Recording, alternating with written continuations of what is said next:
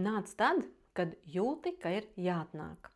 Ir cilvēki, kuri atnāk jau pēc gada, ir cilvēki, kuri atnāk pēc 5 gadiem, ir cilvēki, kuri atnāk jau pēc 3 mēnešiem.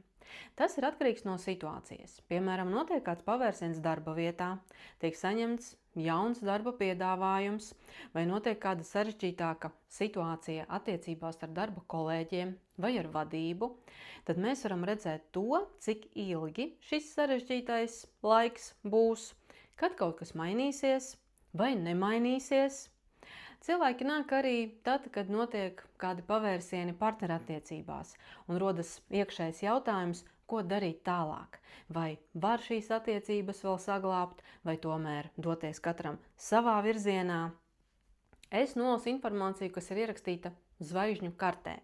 Protams, izvēle, ko darīt, kā darīt, paliek klienta ziņā. Es nepateikšu to, dari tā, jo tā ir pareizi, vai tā ir slikti. Tā nav mana pieredze, tas nav mans viedoklis. Bez morāles, bez nosodījuma.